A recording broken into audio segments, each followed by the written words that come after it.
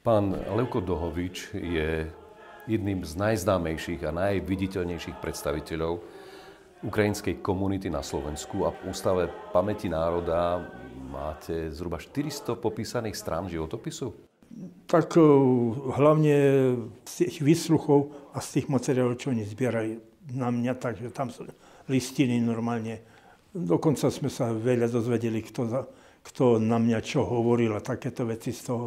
No je to výborné, jak sa hovorí, čítanie tak na zábavu. Pripomenú vám to, čo ste prežili a nemuseli si to písať vy. No tak pri výsluchoch určite nie, pretože to bolo psychické vypätie na tých výsluchoch a keď ste boli celý deň na výsluchu, tak to by na každého zapôsobilo. Ale vydržal som to a myslím, že nie som jediný taký, čo bol tak prenasledovaný. Tisíce takých bolo. A vydržali chlapci. Niekto sa zasypal, niekto nevydržal, ale chvála Bohu, mne sa to podarilo celý život. А на першому місці хочу подякувати моїй дружині Олені, яка довгі роки, більше 50 років,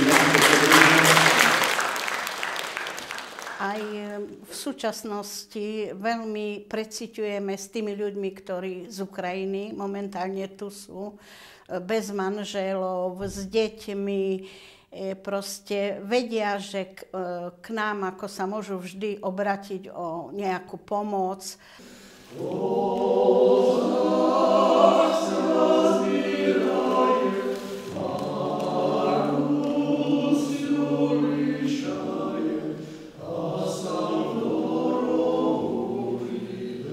Ako 16-ročný ste sa dokonca pokúsili ujsť z Gulagu. To bolo, áno, aj utekol som.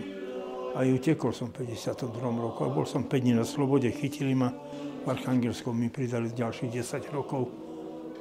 No a potom ďalšie, tretíkrát ma súdili 16. septembra 53 za aktívnu účasť v štrajku politických väzňov na Vorkute za polárnym kruhom.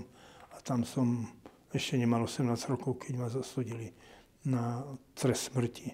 Lenže s tým, že som ešte nemal 18 rokov a všetky moje tie priestupky boli do 18 rokov, tak mi to zamenili na 10 rokov katorgy a rok prísnej väznice.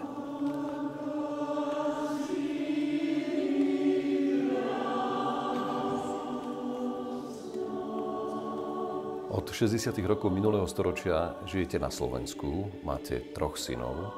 Dá sa povedať, že tak ako sa hovorí, že niekto žije svoj americký sen, že prerazí za veľkou mlákou, že žijete svoj úspešný slovenský sen. Vnímate to tak podobne, alebo pri pohľade znútra je veľa vecí inak? Každý človek určite by niečo zmenil vo svojom živote. Keď tak retrospektívne sa pozeráte na to, to je normálna vec, to je prirodzená vec, že každý si myslí, že toto som mohol urobiť lepšie a toto ešte lepšie a toto horšie. A takto, ale rozhodne s manželskou sme šťastní, že máme tých synov, idú v našich šľapajach, idú normálne aj národnostne, normálne pomáhajú mi v tých akciách národnostných ukrajinských.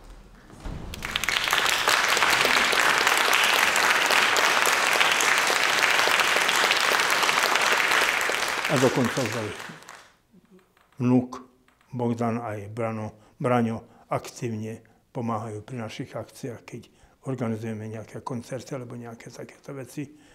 Takže myslím, že je to pre nás, moju Helenku, veľké zadostučinenie.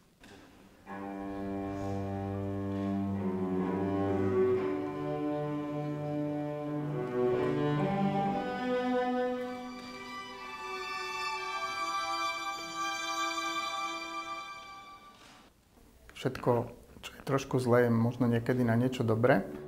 Veľký príklad je život môjho otca, Levka Dohoviča, ktorý aj v svojej knihe, keď opisoval celý svoj príbeh, ako malé dieťa skončil na Sibíri, tak napísal krásnu vetu, že v každom najpesimistickejšom scenári hľadajte niečo optimistické. A myslím si, že toto je základ. Niekedy človek má pocit, že možno keby bol niekde o 1000 kilometrov ďalej, tak je to jednoduchšie, krajšie, ale ja si nemyslím osobne, že to je tak. Vždy treba hľadať cesty tam, tam, kde ste, kde sú, kde máte možnosť realizovať sami seba. A možno, že aj toto mi pomohlo, že keď som potom už vycestoval z Ukrajiny, tak som vedel nájsť svoje miesto. A tí noví, viete, občas my sme tak hovorili o tých nových, ešte keď som bol predsedom Európskeho kongresu Ukrajincov, že oni sú poznačení tou sovietským tým, jak by som to povedal. Takou paradigmou, vnímaním skutočnosti? Áno, sovietským tým. My sme ich dokonca nazývali, že to je homo sovieticus.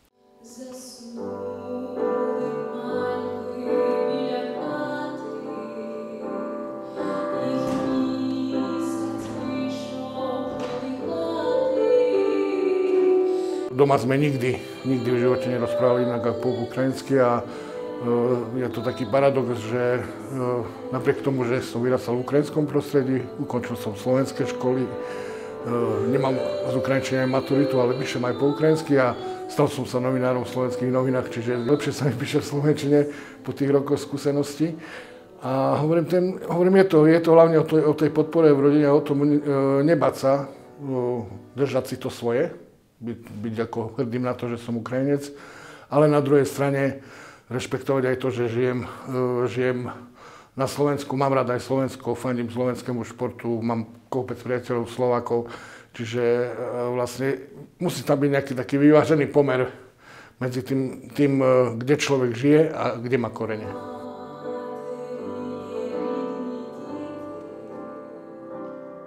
Do minulosti sa vrátiť nedá, ale keď sa pozeráme do budúcnosti, tak veľkou nádejou môže byť práve znovu obrodená sila a dôvera v to, že Ukrajina má na to, aby bola úspešným národom, aby bola plnohodnotným členom aj v širšom spoločenstve národov. A tá veľká solidarita, ktorá je už možno o niečo slabšia, ako bola na začiatku, ale napriek tomu existuje. Takže bude pretrvávať a že sa prejaví aj v pomoci, ktorá napokon vyústi do mierového riešenia. Viete čo, verím tomu, že to bude tak. A som vďačný vám, že tak sa na to pozeráte. Sláva Ukrajine. Herojam sláva.